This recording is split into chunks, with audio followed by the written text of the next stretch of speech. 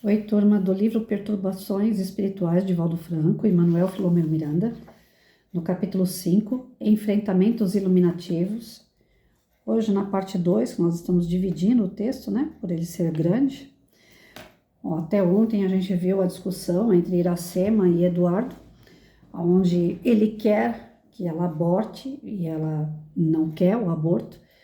Ele sendo instigado pelo plano inferior para que cometa erros ainda maiores para acabar com a moral dele e, consequentemente, com a moral da doutrina espírita, a qual ele representa.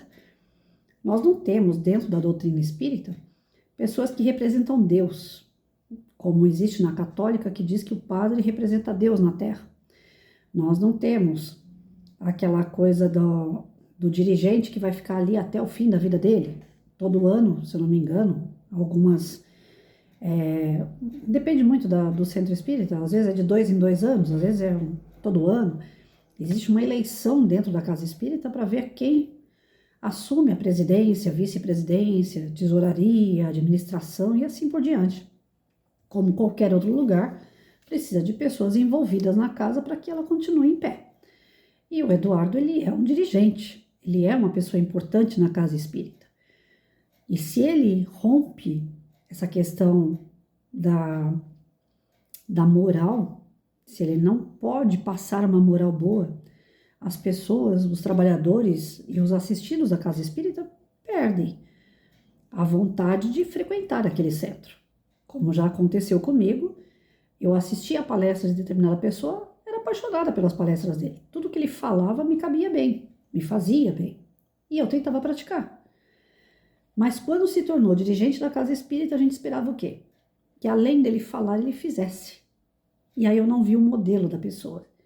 Eu não vi aquela moral que tanto ele cursava, falava, discursava, né? Isso me fez descrer um pouco do local onde eu ia. Eu parei de frequentar aquele centro, passei a ir para outro. Até porque teve uma questão de dinheiro envolvida. Eu via que entrava dinheiro e o dinheiro não aparecia para os benefícios que se dizia que ia ser feito na casa espírita. Como eu sou da linha de raciocínio que lugares religiosos devem ter dinheiro para pagar água, luz, telefone e uma reforma, uma manutenção da casa, e que não se deve ter dinheiro guardado para outras coisas, que a gente não sabe quais são as finalidades, apenas ir guardando dinheiro, desculpa. Eu não gostei do que vi. Achei desonesto com as pessoas terem dinheiro guardado e não ver benefícios na casa. Então eu me afastei. Era algo que a pessoa falava de um jeito e fazia de outro. Pela dúvida, eu preferi sair da casa. E é isso que a espiritualidade inferior quer. Ela quer tocar nos dirigentes de forma que eles sucumbam, para que as pessoas que estão em torno se desiludam com aquele lugar, não queiram frequentar. Não tendo quem frequente um centro espírita, logo as portas se fecham. E se fecha, fecha uma luzinha. Apaga uma luzinha que poderia esclarecer pessoas, que poderia ajudar pessoas. Então, aqui a gente não tem que se apegar tanto ao erro do Eduardo com a Iracema, mas sim a manipulação do plano espiritual em cima desse casal para influenciar muito além das suas vidas. Influenciar, inclusive, aqueles que virão numa casa espírita. A espiritualidade não pega ninguém como inimigo que realmente não ofereça um perigo para os planos dessa espiritualidade inferior. Então, se a pessoa não oferece risco nenhum, ela não é atacada. Por isso que muitas vezes as pessoas falam assim: nossa, mas todo espírita sofre, todo espírita acaba mal, de uma forma trágica até, porque geralmente sucumbe. Geralmente procuram caminhos errados no decorrer da sua missão e acaba dando mal no final. Mas isso não é uma regra, são as exceções. Os policiais, quando fazem uma ocorrência que acaba dando em morte, geralmente eles falam: isso aqui é um caso isolado. Ah, mas eu vejo morte de bandido, de polícia o tempo todo. São casos isolados, porque se o bandido não retrucar, a polícia só vai prender. Mas se haver combate, o policial vai ter que revidar. E pode dar em morte, sim. Pode dar mal para alguém. Isso deveria ser caso isolado. não regra. É só o bandido se entregar, o marginal não querer combater o policial, que a coisa dá bem. Na casa espírita, é só o espírita não fazer nada errado, que ele não vai acabar mal. Porque se ele está fazendo bem, a tendência é vir o bem para ele. Alguns que penam muito no final da vida, que acabam de forma trágica, geralmente tem alguma coisa para se expurgar ali. Devem ter feito bem a vida inteira, mas sucumbiram em dado momento. Alguns vêm com problema de saúde, que já é de outra encarnação, inclusive, que já vem no DNA dele aquele propósito. Você vai trabalhar em razão do bem, porém, você vai terminar de expurgar na tua carne. Então, algumas pessoas questionam, Chico Xavier, por que morreu tão debilitado? O Divaldo trabalhando aos trancos e barrancos, doente. Porque são coisas que nós viemos para resgatar da vida passada. A doença está atrelada justamente no perispírito. A doença não está atrelada só no corpo físico. Já é algo que você precisa passar de uma outra vida. Pode ser até dessa. De repente fumou, bebeu, não dormiu direito, caiu na gandaia, foi promíscuo, usou droga. Pode ser que seja dessa. Mas geralmente está atrelado a uma vida anterior que já vem com vício e que está no perispírito. Por isso que é tão importante, às vezes, a gente fazer alguns tratamentos paralelos. Apometria, eu estive dentro de um grupo de apometria. Eu achei interessante o trabalho, porque como eu sou Santo Tomé, eu achei muito interessante poder trabalhar o perispírito. Pedir para a espiritualidade vir fazer as cirurgias, o tratamento no perispírito da pessoa. O passe, ele é um tratamento espiritual, mas não é tão aprofundado como a apometria. E a apometria não é aceita em todas as casas espíritas, porque é dito que é um tratamento alternativo. E, na verdade, ele é paliativo, ele é profundo. Pela casa espírita que eu trabalhei, eu posso dizer que não é um trabalho espiritualista, mas é um trabalho espiritual.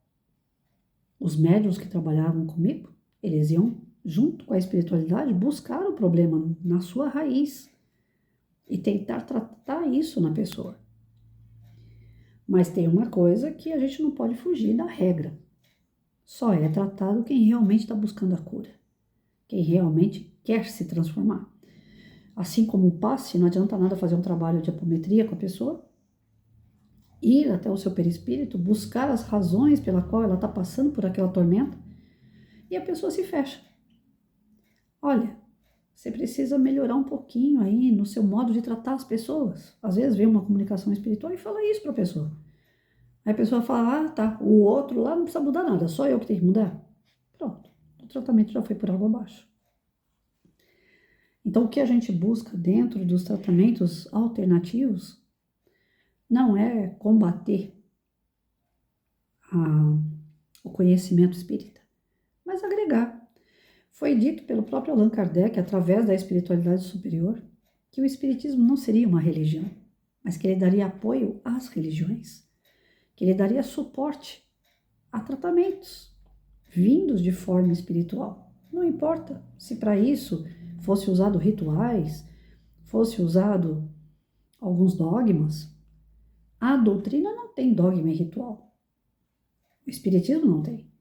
Mas ele pode servir de suporte para as outras que têm. Então, nada impede que dentro do espiritismo nós tenhamos também os tratamentos alternativos ditos espiritualistas. É uma junção de formas que venham conduzir, que venham melhorar a qualidade de vida das pessoas e mostrar caminhos para que essas pessoas em espírito possam se transformar. Mas a espiritualidade inferior trabalha o contrário o tempo todo. Para eles, eu volto a repetir, desde lá das obras do Divaldo que nós já estudamos, né? Transição planetária, no rumo do mundo de regeneração, a gente tem martelado muito a questão do quê? É o momento de uma transição planetária, é o momento de melhorar o nosso planeta para que ele seja melhor, para que ele seja mais evoluído. Mas se ele se transforme em mais evoluído, os que não são evoluídos vão sair daqui, vão ter que ir para outro planeta. E um outro planeta vai estar nas condições da Terra quando ela foi feita na sua origem. Esses espíritos mais endurecidos vão voltar à idade da caverna, idade da pedra. E eles não querem isso. A alegria de um espírito inferior é fazer a tristeza do seu inimigo ou daqueles que estão felizes, porque eles não querem felicidade, eles querem combater essa alegria. Eles são o oposto do que é bom. Eu estava começando a assistir ontem os Mensageiros, o Nosso Lar 2, como popularmente é conhecido, o vídeo. Eu já li a obra, mas não me lembro, eu não guardo muitas coisas na memória. Aí assistindo o vídeo, eu estava vendo como começa um obsessor a tocar numa pessoa. O obsessor ficava em cima da criança falando assim, o seu pai te deixou, seu pai não gosta de você, seu pai te abandonou, você está sozinho, para que viver? Para que estar aqui sofrendo? Você pode acabar com o teu sofrimento. Vai lá e pega o veneno de rato. A filha do dirigente de uma casa espírita sucumbindo diante de uma conversa no ouvido, que a gente tem muitas vezes como se fosse uma intuição, como se fosse um desejo íntimo. E na verdade a gente não sabe diferenciar o desejo íntimo, uma intuição, de uma obsessão. Às vezes não é um desejo íntimo. Às vezes não é um gosto, um querer. Às vezes é algo que estão soprando no nosso ouvido e a gente aceita, a gente acata. Isso é tão complicado, porque a gente não consegue diferenciar, que às vezes a gente pensa que é uma verdade aquilo. E a gente acaba concretizando. É isso que a espiritualidade inferior quer. Lançar ideias, causar o caos e impedir o progresso. Esses enfrentamentos iluminativos, que é o 5º capítulo do livro, eu vi também lá no comecinho, não assisti o filme todo, que quando a espiritualidade superior se aproxima, os inferiores se afastam. É a luz sendo acesa na escuridão. Então nós não precisamos ser tão superiores para afastar a inferioridade de espírito. Basta a gente orar, ter bons pensamentos, boas atitudes, frisar aquilo que nós realmente queremos fazer e fazer no caminho do bem. Eles não vão encontrar espaço nem formas de atuar na família, no nosso trabalho, com o nosso íntimo. Se eu estou escutando uma música boa, a música ruim não entra na minha casa. Se eu estou me movimentando para ser feliz, não tem como eu ficar triste. Então, somos nós que acendemos essa luzinha. Somos nós que desejamos a nossa transformação. Não é ninguém que vai fazer isso por nós. Esses enfrentamentos iluminativos, eles ocorrem diante da nossa carência, às vezes. A espiritualidade fica com dó. Não é essa a palavra certa. Fica solidário às nossas fraquezas e eles vêm em nosso socorro. E quando eles se aproximam, a escuridão sai. Como é que eu vou ter certeza que eu tenho boas companhias? Pensamento bom, atitude boa, orações, cultivar dentro de mim sentimentos bons. O que é ruim não chega perto. E se chegar, não vai ter campo para trabalhar, porque a espiritualidade superior se fortalece diante do meu desejo e vem para ajudar. Agora, se eu ficar, não, eu quero usar droga mesmo, quero beber mesmo, quero me lascar, quero me matar, a espiritualidade superior vai fazer o que numa situação como essa? Vai agir como? Então, a gente vê aqui que nessa discussão do Eduardo da Iracema, ainda com todos os erros, vícios, com esse desequilíbrio que eles estão vivendo, eles ainda têm o merecimento da ajuda espiritual. Vamos ver o que vai dar um pouquinho mais hoje, que o texto é longo. Ao amanhecer do novo dia, às primeiras horas, estava programada uma reunião mediúnica para atender os espíritos obsessores que estavam encarregados de se utilizarem daqueles irmãos invigilantes para desmoralizarem o bom nome do trabalho espírita. Suave claridade permaneceu no recinto e, ao chegarmos à sala das reuniões públicas, fascículos de luz bailavam no ar, enquanto podíamos ver uma especial luminosidade que se exteriorizava do edifício na direção da espiritualidade. Algo surpreso, ia indagar ao amigo Elvídio, quando, gentil, ele acercou-me e esclareceu-me. Amigo Miranda, o centro espírita é santuário de bênçãos, onde os aflitos recebem o pão da paz e da coragem mediante a oração que dirigem aos céus. Todos os esforços empreendidos, como sabemos, estão assinalados pelo amor, que é a chancela de Jesus Cristo em nossa doutrina, produzindo sucessivas ondas luminosas que ascendem na direção do infinito para encontrarem sincronização com as esferas abençoadas que velam pelos labores espirituais realizados na Terra. Esse facho de luz também nos defende das agressões mais sórdidas dos espíritos trevosos que têm dificuldade em vencer a barreira luminosa sobrecarregada de fótons e sinalizam a existência do bem em ação para os trabalhadores da seara do Senhor já desencarnados, para buscarem pouso e abrigo durante as suas incursões pelo planeta. Jesus asseverou que ele é a luz do mundo e que todos aqueles que o amam jamais andarão em trevas. Ao buscá-lo, com frequência e banharmos pela luminescência, terminamos por transformarmos também em focos diamantinos, embora nossa pequenez. As orações em conjunto em qualquer lugar transformam-se em claridades soberanas. As orações. Estava deslumbrado. É claro que eu imaginava ser assim, mas ter a oportunidade de constatar a beleza do intercâmbio de vibrações entre a humana pequenez e a grandeza do amor constituiu-me alegria inefável. Naquele momento, nosso irmão Virgílio veio comunicar-me que o benfeitor já se encontrava no recinto em que se daria a reunião mediúnica e necessitava de todos nós a partir daquele momento.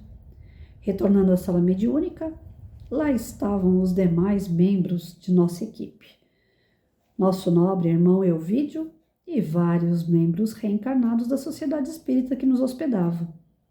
À mesa, sob a presidência do nosso mentor, encontravam-se 2 médiuns, suavemente nimbados de peculiar claridade, em razão de se encontrarem em prece, perfeitamente sintonizados com os labores que seriam realizados. Observando a minha agradável surpresa, o diretor Elvídio gentilmente explicou-nos o que estava projetado, aclarando nossas silenciosas interrogações em torno dos 2 médiuns. Tratava-se de servidores treinados para o mister da desobsessão, portadores de excelente folha de serviços ao bem.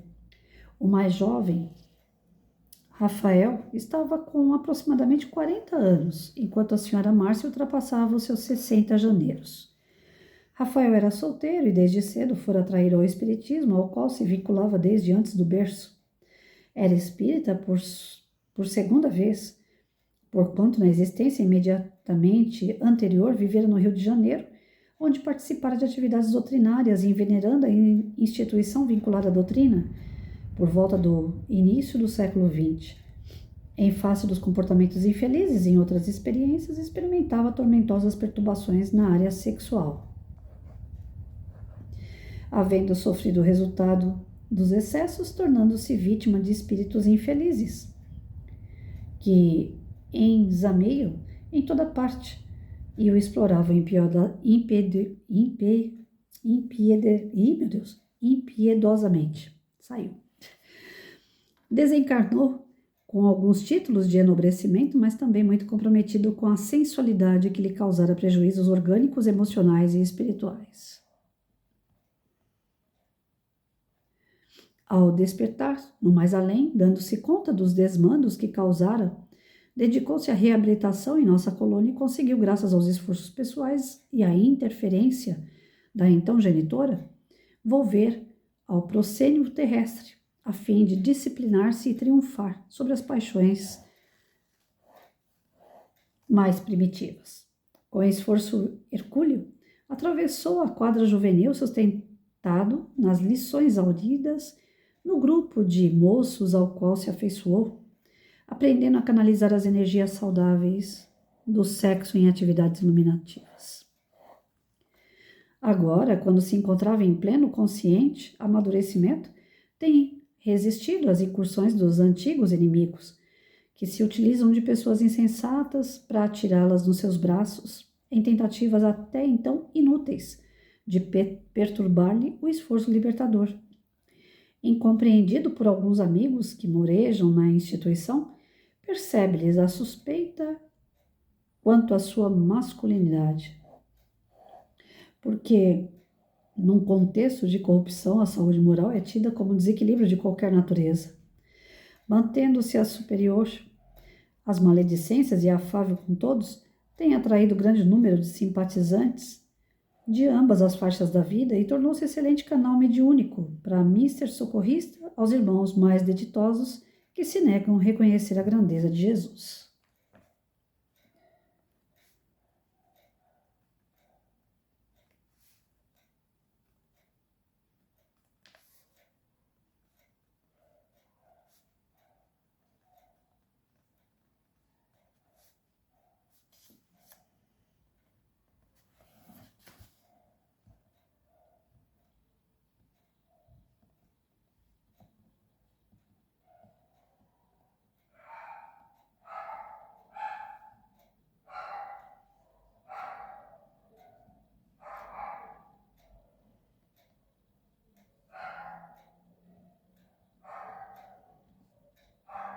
Eu só estou escrevendo para depois fazer o comentário, gente, senão depois eu esqueço. Desculpa aí a demora. Observei o caro Rafael, que se encontrava quase em desdobramento parcial, nimbado por sua luz, que lhe saía do plexo solar, confundindo-se com as emanações dos chakras coronário e cerebral, demonstrando a profunda concentração em que se encontrava. Venerável espírito feminino envolvia-o com ternura e depreendi tratar-se da genitora do passado.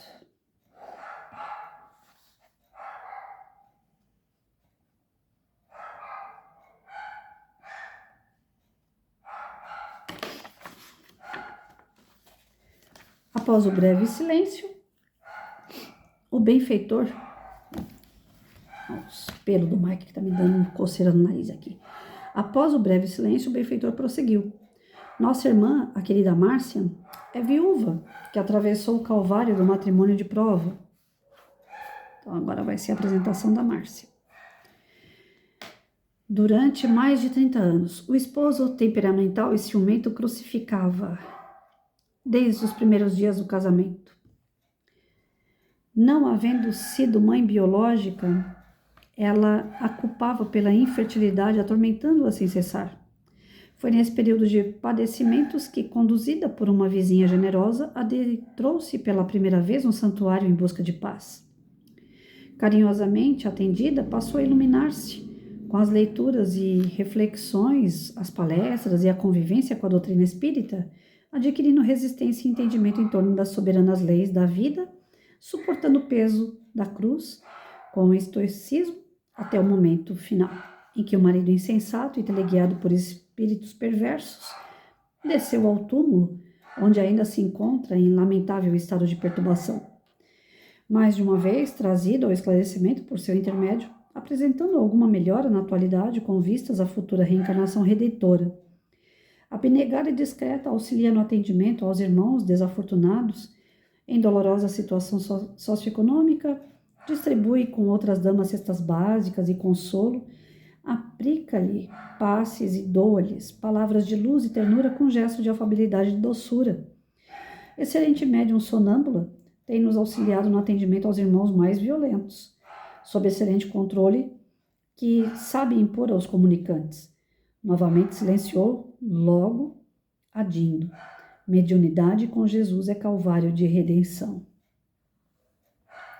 Ninguém atinge as cumeadas do mediumato sem as condecorações dos sofrimentos, bem suportados. Imaginam-nos irrefletidos e inconscientes que a mediunidade é uma concessão para o destaque na sociedade, para o brilho nas reuniões de futilidades, para revelações inconsequentes ou remendar corpos ultrajados que voltam a degenerar. Que ledo engano! A mediunidade é ponte entre as diferentes vibrações que envolvem o planeta e que se pode transformar em luz sublimada quando totalmente dedicada ao bem, sem limite. O médium, sem sacrifício, por mais brilhante que se apresente, é como orquídea de lindo aspecto, mas que somente adorna, sendo quase inútil.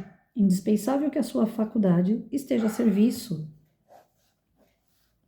dos objetivos elevados da caridade e do amor, da iluminação de consciências e de consolo aos corações, sob égide de Jesus. Por essa razão, a defecção de portadores de belas expressões mediúnicas assodados pelos inimigos do bem, seus adversários pessoais e do Cristo, transformam-se em astros e atores dos espetáculos terrestres, com lamentáveis consequências para eles mesmos. Nesse momento, trazida por amigos trabalhadores na casa, adentraram com a jovem Iracema, ainda adormecida, mas com serenidade. O mesmo acontecendo com o irmão Eduardo. Vou parar por aqui, para saber depois o que acontece quando eles entram nessa reunião mediúnica. Mas o que eu quero destacar aqui hoje? Como eu iniciei falando de mediunidade, nós temos aqui o Rafael e a Márcia, 2 médiuns trabalhadores da casa espírita. Perfeitos? Não. Em outras encarnações falharam? Sim. Continuam ainda tendo alguns erros, algumas falhas? Sempre. O médium não é um cara santo. O dirigente de uma casa espírita não é um cara santo. Nós não estamos ali para virar um mártir. Não. Somos pessoas normais, espíritos errantes, cheios de defeito, porém com uma coisa chamada vontade de se transformar. Vontade de fazer a diferença, vontade de trabalhar em nós e no próximo a caridade, que tanto o Espiritismo prega. Segundo os estudos espíritas, nós tivemos Moisés, que tinha uma mediunidade fantástica. Na época dele não era tido como mediunidade, era como se ele fosse um homem ligado a Deus que recebesse os 10 mandamentos através do próprio Criador. Beleza. De onde ele tirou os 10 mandamentos? Se foi do próprio Criador, se foi de espíritos superiores, não interessa. Nós não temos que ir tão a fundo para saber as coisas. Basta ser coerente. Se entra na minha cabeça e no meu coração aquilo como uma verdade, é minha verdade, acabou. Eu vou respeitar a verdade do outro. E jamais eu vou aceitar que alguém venha tirar a minha verdade, porque ela me dá paz. Então, para que eu vou tirar ela? Até comentei com um amigo esses dias, os evangélicos, às vezes, eles são tão fechados, eles não aceitam ouvir, ler, saber alguma coisa de outra religião. Errado, eles não estão. Porque se aquilo for abalar minha fé, é melhor eu não ler, é melhor eu não saber, é melhor eu continuar com a minha fezinha cega aqui, do jeito que eu entendo, do jeito que faz bem para mim. Tem gente, como eu falei já algumas vezes para vocês, se ela utiliza do meio de beber para ser feliz, não é o meio correto. Mas ela não vai largar aquela bebida, porque se ela largar, ela vai ser infeliz. É o vício no que é errado que transformou aquela pessoa em uma pessoa mais alegre. A droga, eu falei outro dia para um amigo, ela não é ruim. Se fosse ruim, se ela tivesse um gosto ruim, ninguém chegava nem perto. Tem gente que não come jiló até hoje, porque tem um gosto amargo. Então aquela porcaria deve ser boa. Ah, Patrícia, você está reforçando a ideia que deve ser usado droga? Lógico que não. Mas se fosse totalmente ruim, ninguém chegava perto. Alguma coisa ela tem de bom. Ela altera o humor, ela tem gosto bom, alguma coisa de bom aquilo ali deve ter.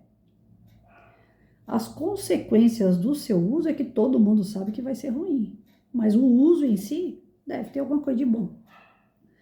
Então, o que nós temos que tomar cuidado em relação à religiosidade é que nós temos que buscar aquilo que faz bem para nós e não se importar com o que os outros pensam. e não se importar com as falhas que nós já tivemos. O que importa é aqui e agora. Hoje, eu quero me melhorar, eu quero buscar uma casa espírita, eu quero buscar um lar evangélico, eu quero buscar uma igreja católica, eu quero entrar no budismo. Aonde eu quero ir? Aonde eu vou me sentir bem? É o que importa. Dentro dessas escolhas vão ter as consequências. Se eu estiver no caminho correto, se eu estiver aprendendo coisas boas, eu vou me melhorar de verdade. A verdadeira religiosidade é a prática da sua religação com Deus. Não existe uma religiosidade se você não estiver ligado, religado com Deus. Dogmas, rituais, cumprir o seu papel de todo domingo, ir lá, sentar, ajoelhar, rezar, ler terço, e você mesmo não se transformar. Toda religiosidade ela é plausível, ela é ótima, maravilhosa, se ela te convencer, através da prática do amor, a se transformar. A religiosidade é que se religa com Deus, e Deus é amor, então eu preciso praticar amor. É essa a lógica. A partir do momento que mostra Rafael pra gente, cheio de problemas também sexuais, que ele sucumbiu numa outra encarnação devido a essa prática, ele volta numa outra encarnação e passa a ser mais respeitoso com as mulheres, o que acontece com o Rafael aqui? É tido como um gay, como um homossexual, porque ele não é como os outros homens. Porque ele não dá em cima, porque ele não aceita as futilidades, porque ele não aceita qualquer coisa. Eu lembro que uma vez, meu marido chegou mordido num encontro nosso, a gente tinha acho que uns 19, 20 anos, a gente estava namorando. E ele chegou aqui em São Paulo, quando eu fui ver as costas dele, tinha uma marca de uma mordida. Falei pra ele, o que é isso? Mulher já pensa logo besteira, né? O que é isso nas suas costas? Ele falou, isso daqui foi porque eu falei para uma menina no salão, eu estava dançando, fazia parte de um concurso, que ele vivia naqueles concursos de passinho. Na época era função que falava, sei lá, coisa assim.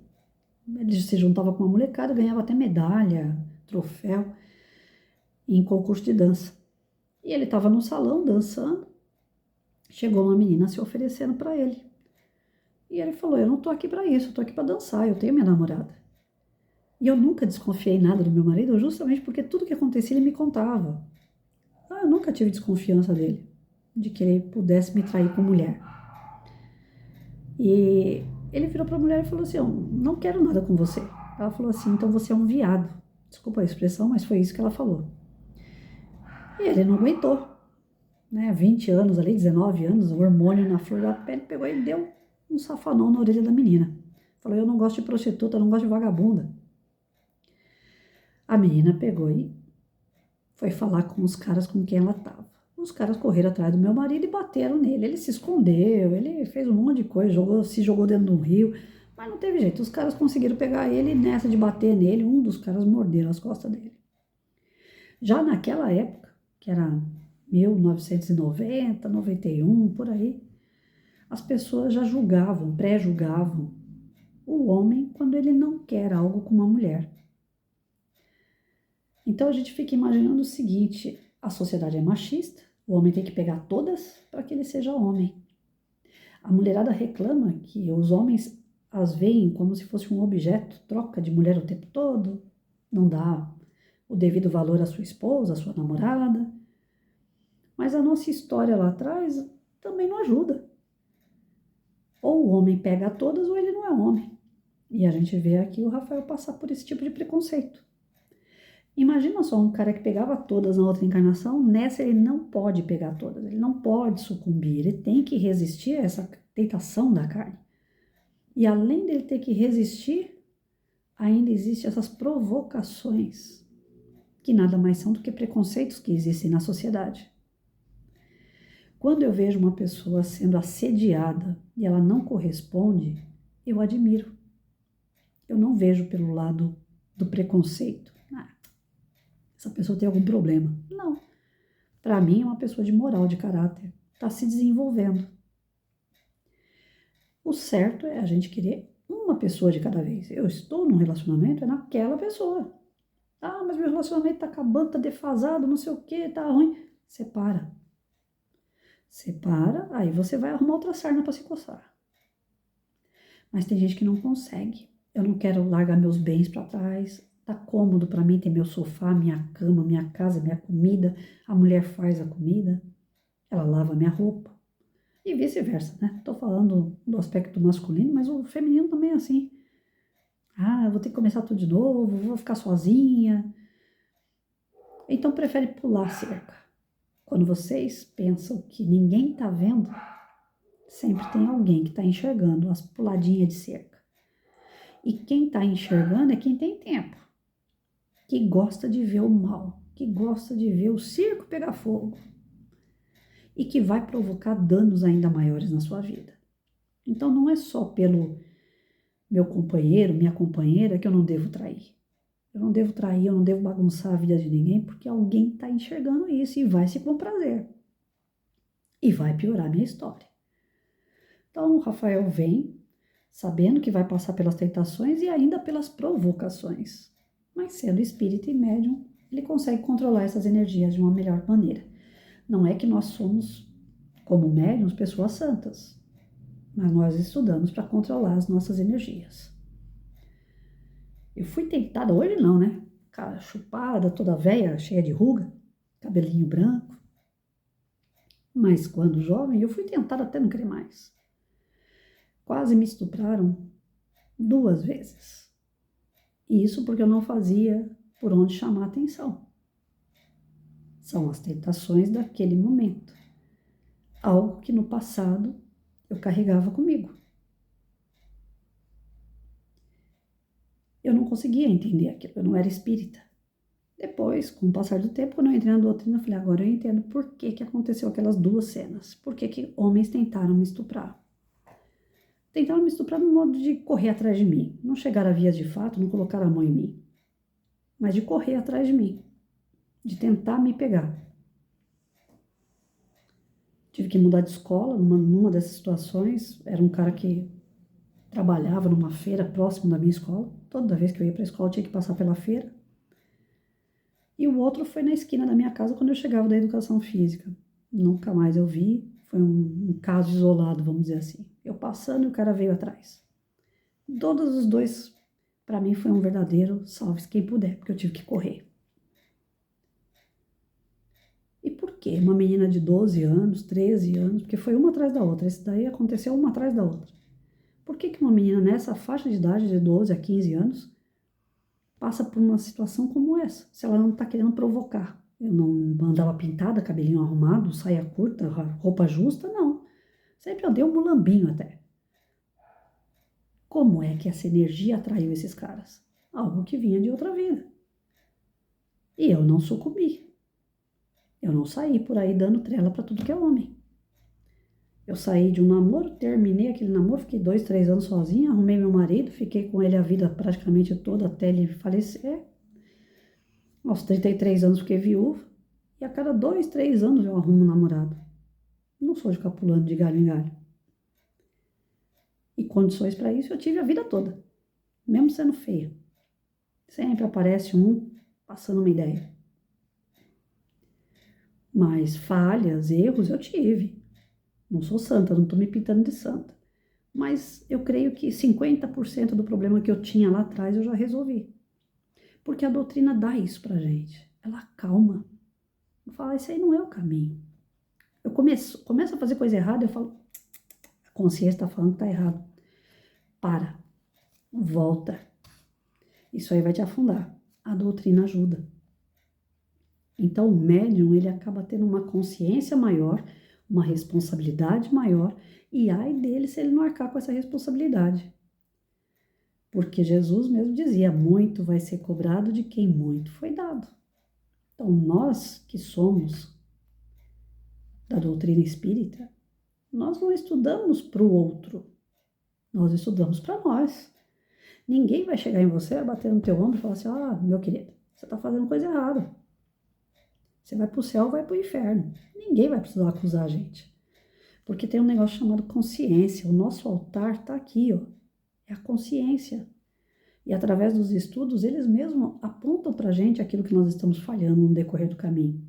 Pode ser que na hora, na tentação, a gente ceda, mas logo em seguida vem o arrependimento, porque tem uma consciência que vai te acusar, vai falar, escorregou. Aqueles que levam até o final o escorregar, sabe que vai pagar muito caro por isso. E não porque Deus é vingativo, mas porque faz parte do processo da semeadura e da colheita. A Márcia, em contrapartida, é uma médium que tem um problema sério kármico com o marido dela. E sabendo que tem, ela foi tolerante com o marido, mesmo ele sendo tão insensato, acusando ela de não poder ter um filho, sendo que quando não se pode ter um filho, o problema está no casal, não é só um lado. É algum plano da espiritualidade? Pode ser. É algum problema genético entre um ou outro? Pode ser. É uma questão de merecimento ou não? Pode ser. Então, para quem é ignorante, a culpa cai em um. Um deles tem que ser culpado de não ter um filho. E no caso aqui a Márcia segurou a onda. E foi como que ela segurou essa onda? Também dentro da doutrina, através do conhecimento, através de estudo, de compreender a sua passagem aqui na Terra. Algumas pessoas falam, eu não aguento mais, separação, chega. Eu não vou carregar essa cruz. Não estou aguentando, estou sofrendo, para mim está demais, eu vou cair fora e desiste. E outros não, estou sofrendo, está ruim, mas eu tenho que pagar, eu vou pagar até o final. E paga com honra, que é o caso da nossa amiga aqui. Então nós temos 2 médiums aqui, só para a gente saber, né, que vão entrar nesse trabalho mediúnico para ajudar a Iracema. Ela vai ser chamada nesse tratamento. E quando ela vir com o Eduardo, nós vamos ver o que eles vão fazer com os dois dentro desse trabalho mediúnico. E eles colocam aqui no finalzinho desse texto que eu li hoje o tamanho da importância de ser médium, né? Tem gente que usa a mediunidade para ser reconhecido. Pode ser na sua sociedade espírita ali, pode ser fora, para ser reconhecido mundialmente, conquistar nome, status. Lê do engano. O médium não tem que ser nada disso. Nós vimos que todos esses que fizeram muito sucesso na mídia, principalmente, acabaram muito mal. Complicaram o seu lado kármico ainda mais e tiveram mortes desastrosas. Então, cabe ao médium saber que o lugar dele é o lugar da honestidade, da humildade, da servidão sem querer nada em troca, da caridade. Nós estamos aqui para trabalhar, para servir e não para ser servido. Mediunidade é algo extraordinário, mas também de muita, muita responsabilidade. Às vezes, as pessoas falam para mim assim, quando eu vou te falar alguma coisa, dá até medo, porque você já me falou antes. Há uns meses atrás, eu sonhei, a espiritualidade me levou até o local onde estava meu filho, mas eu sonhei acordada com aquilo. Ele bateu num rapaz na calçada de uma avenida movimentada, mas que naquele momento estava vazia à noite. E ele bateu num cara que tentou assaltar ele. Eu orei a Virgem Maria, como mãe, que ela sabe o que toda mãe passa. O coração da gente fica apertado. E eu pedi a ela, falei, como mãe de Cristo, me ajuda, auxilia meu filho, protege ele. E aí, não sei se foi no dia seguinte, ou 2, 3 dias depois, não lembro bem agora, o meu amigo chegou em mim e falou assim, Patrícia, eu sei que você não quer notícia ruim, mas eu preciso falar uma coisa que aconteceu com o Rafael. Falei assim, eu sei o que aconteceu com ele, ele bateu no marginal, o cara tentou assaltar ele bateu no cara. Graças a Deus ele foi protegido e não aconteceu nada com ele. E foi lá na Tibúrcio, de noite.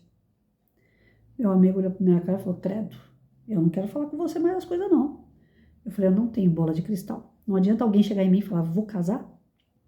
Eu vou sarar? Até quando que vai meu calvário? Eu não sei dizer nada para ninguém, não. Eu não sou mãe de Ná, não. Mas a gente tem uma coisa chamada sintonia com quem a gente ama. E essa sintonia traz as notícias. O plano espiritual ajuda a gente nessas notícias. Se a gente tiver merecimento. Eu sou grata a Deus demais por ter, muitas vezes, o merecimento de saber o que se passa com meu filho, já que ele mesmo não quer falar comigo. A espiritualidade traz a notícia. E quando traz, eu trabalho essa notícia da melhor maneira possível, em favor dele, encarnada, mas eu sei que eu posso mandar energia para ele. Eu posso mandar vibrações boas a ele para proteger, para cuidar, para zelar, mesmo distante. E as pessoas não acreditam nisso. Eu era São Tomé até então. Também não acreditava. Mas foi preciso acontecer. E a mediunidade independe se você vai pegar o livro dos espíritos, o livro dos médiuns, frequentar a casa espíritas para você ser médium. Médium é em qualquer lugar. Nós somos médium. Todos nós temos contato com a espiritualidade porque nós somos espíritos. A questão de trabalhar a mediunidade é porque a nossa carne, nosso corpo é tão pesado, tão denso, que a gente não consegue aflorar esse sexto sentido. Nós não temos 5 sentidos? Ver, ouvir, falar, tato, degustar. Isso são os sentidos da carne. O sexto sentido é o sentido do espírito. E muitos conseguem ter isso. E não precisa frequentar uma casa espírita. Não precisa ser médium estudado numa casa espírita. Agora, o que eu não entendo é por que um médium que estuda, que se dedica à doutrina, acha que ele é mais do que alguém. E muitos vão por esse lado. Ontem a gente estava falando numa roda de conversa. O que atrapalha o médium é o ego dele. Ele achar que já sabe tudo. Ele achar que pode tudo. É onde a espiritualidade inferior te pega pelo teu defeito. Pela tua falha, que é achar que é o máximo. Então, as pessoas que trabalham numa casa espírita são pessoas comuns. São pessoas cheias de problema.